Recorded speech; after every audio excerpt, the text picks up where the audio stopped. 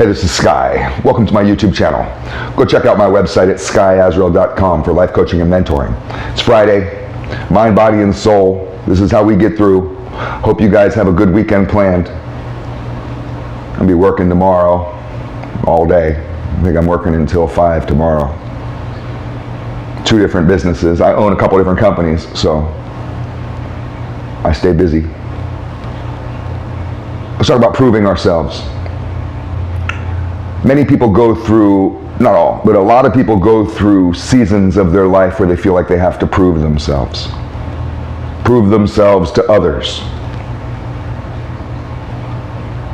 You may have to prove yourself in a relationship. Prove that you're worthy of love. This is all your own perception. I'm not saying that people have to prove themselves. I'm saying that we feel like we have to prove ourselves. And we go through seasons in our life where we choose to prove ourselves to others. You may feel like you have to prove yourself in the military or on some sort of team or at your work. That's a big one. We're often forced to prove ourselves at work. When you get older, I think it's pretty common to give up on that game. You get tired of it. You realize the futility of it. Anybody my age or older can relate. Feel free to chime in and add to the wisdom here. I know a lot of you young guys are going through this. You're trying to prove yourself to others. Maybe you're trying to prove yourself to other men, to women, to your boss, to your friends, to society as a whole.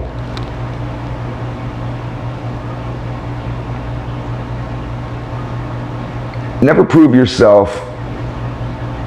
Let others prove your worth. Let others stick up for you. Let others spread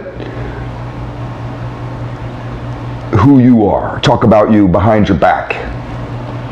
Don't engage in conversations where you feel like you have to defend yourself, to talk yourself up, to say, this is how great I am, this is how knowledgeable I am, this is what I know, in this sort of way to prove to somebody that you're worthy of them listening to you, or hiring you, or loving you, or being friends with you, or accepting you.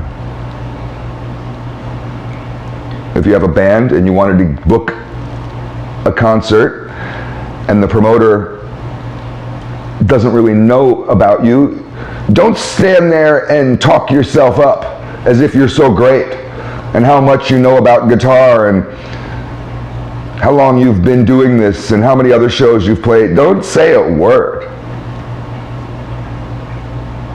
Give them their channel, your YouTube channel. Let him see for himself. Give him a demo. Let him hear it for himself. If you're good, you're good. Your work will be your worth. The stuff that you actually do, that's your reputation, that's your value, and that speaks for itself. You don't have to promote yourself to people anymore. You may be trying to prove how tough you are. Stop proving how tough you are. Stop talking about how tough you are. Stop talking about how many people you've beat up, how many fights you've won. Be humble. The best fighters are humble. They can see your record. If you're in the UFC or whatever, I've known several people that have been in the UFC. I dated a chick who was in the UFC.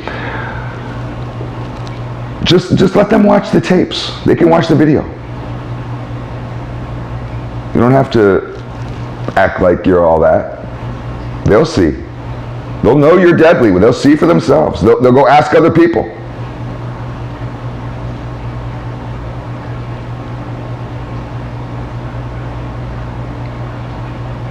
It's so frustrating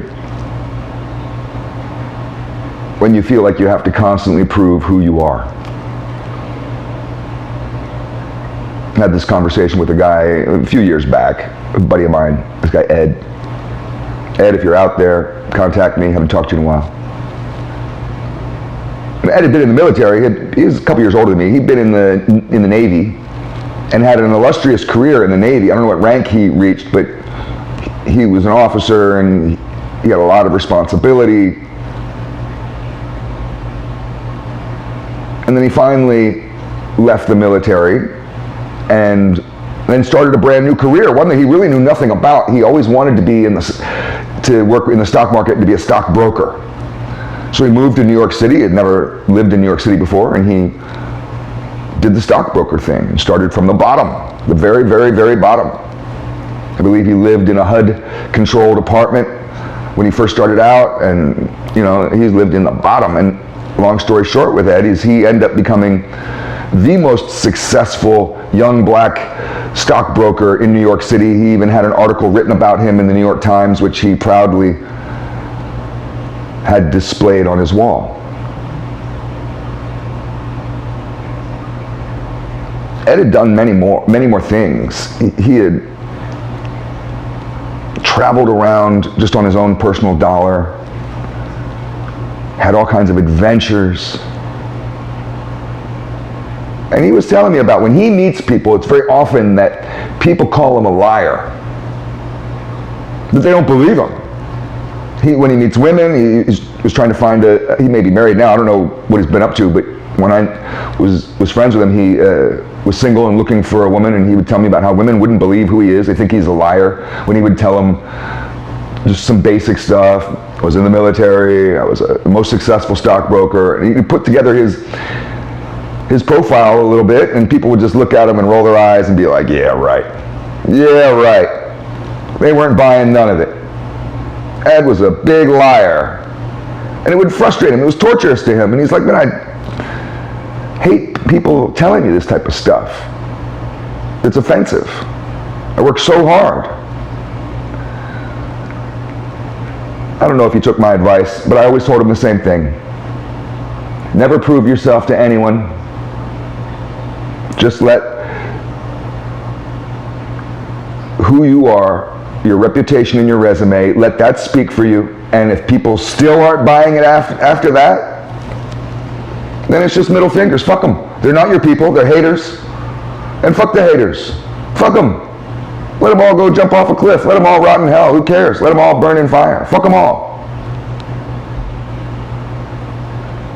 There's the type of people that doubt you, that hate on you, that are constantly questioning your character, your virtue, the people that you have to prove that you're a good person to. Oh, I'm one of the nice ones. They're never going to believe you. They'll always feel like that you're somehow hiding something or that you're somehow a fraud. They've made that decision when they first laid eyes on you.